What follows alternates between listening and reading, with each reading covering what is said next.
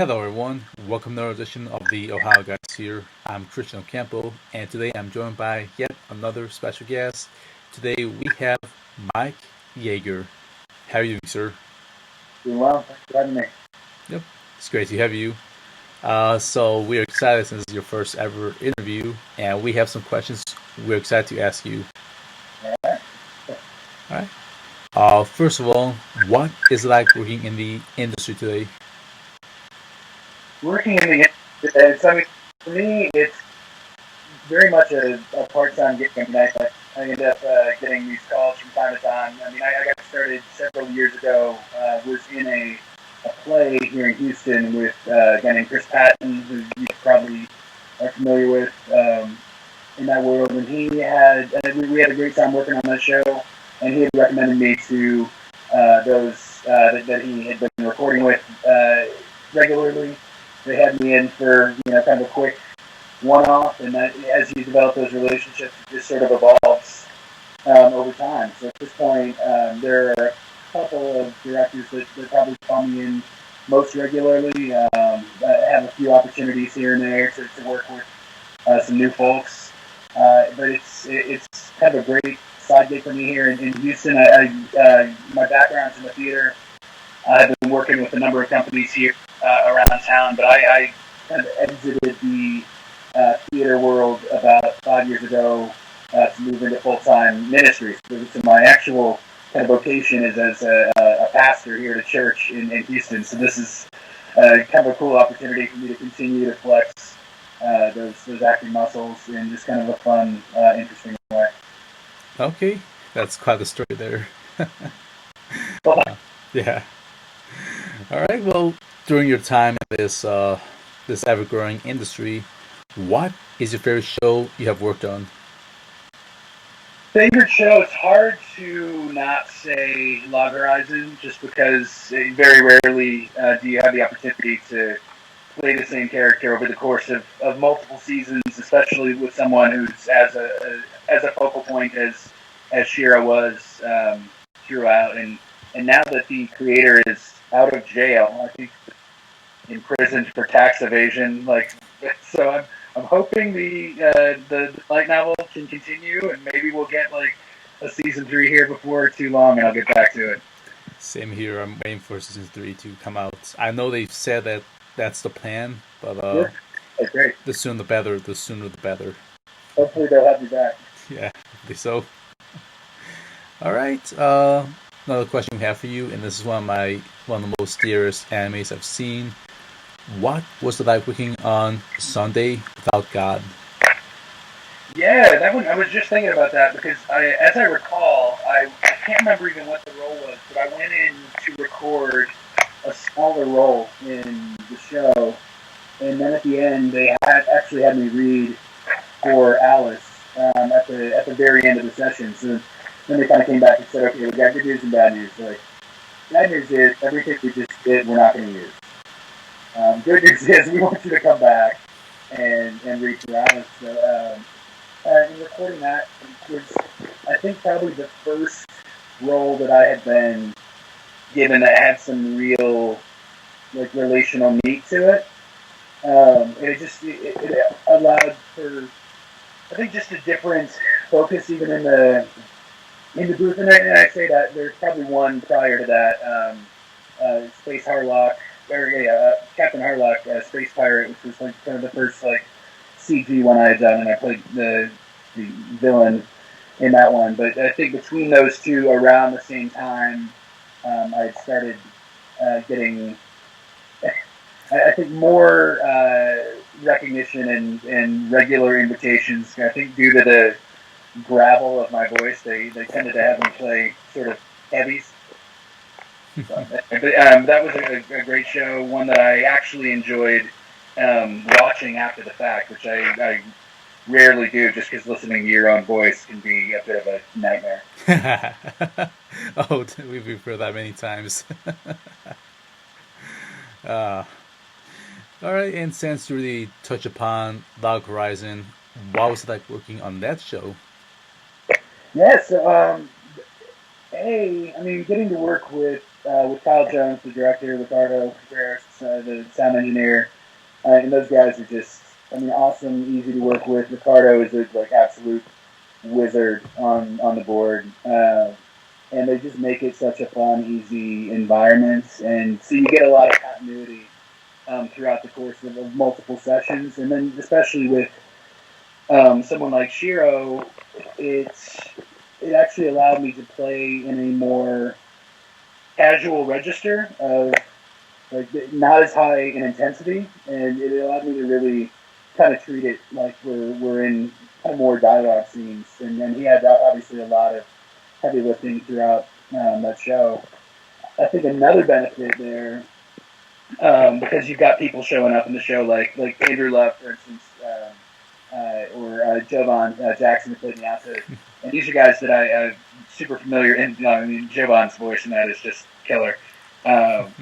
But guys that I was familiar with from either working with them on stage or in auditions, and so it turns on a different part of your brain when you're in the booth, because not only can you see the video and the time code or the translations, and you're kind of making the two work together, but I can actually visualize like Andrew in the booth recording, and it allows me to actually respond to someone who I view as like a friend and colleague, and I can actually see the performance that they're bringing to it. I think just adds a little something extra. Okay, that's a very interesting method. So yeah, that's actually one of my favorite shows. I love everything about Dog Horizon. It's such an amazing show. Like, And it was a blast, absolutely. all right, another show you worked on, many years ago before Dog Horizon. What was it like working on Heaven's Memo Pad? And memo pad. Um, so if I recall correctly, I mean, this is one of my first roles back there at that, I mean, old place there before Seraphim had changed over to Sentai or Acer. Yeah, anyway, the companies have changed a couple times. Um, but I think at that point I was still getting my bearings in a lot of ways, and that's you just realize it's such a different methodology of trying to match up. You know, you're working with just the technical aspects of time codes and mouth flaps and all of that while trying to bring something authentic to what the animation is communicating to you. And I think Heaven's Memo Pad, like around that time, was probably the first couple gigs where I started to feel some amount of comfort in it. Like I wasn't coming into the booth every time and just feeling like I needed to relearn. Like you're building some muscle memory, because it's definitely I mean, very much different from your stage acting or even something on camera, just because you're I think activating different parts of your brain. Okay, all right. So I got another question, and this is a high dive question. This one's one of the most funniest shows that they've had. Yeah. What was it like working on Middle Management Blues, Mr. Tonegawa? So that was probably the one I've done the most recently, and it, you know what, the way that they were recording it, basically because of the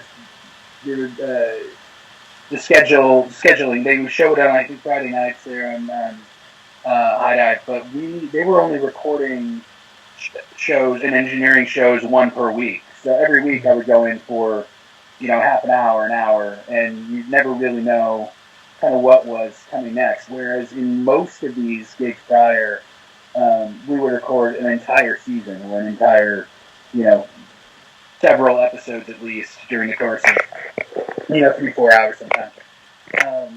But with this one, I'm this guy Ebitani, and you kind of think that he's just part of this, this crowd of suits. And then, lo and behold, here come these couple episodes where Ebitani becomes like this central element, and he's just this goofball. And it became so surprising and so fun to just lean in to this guy just trying to do his best to impress Tonegawa and just making matters worse at every step. So that was it was quite a delight to be just surprised by where his story ultimately led. Yeah, it's now was a good spot for him. What a show!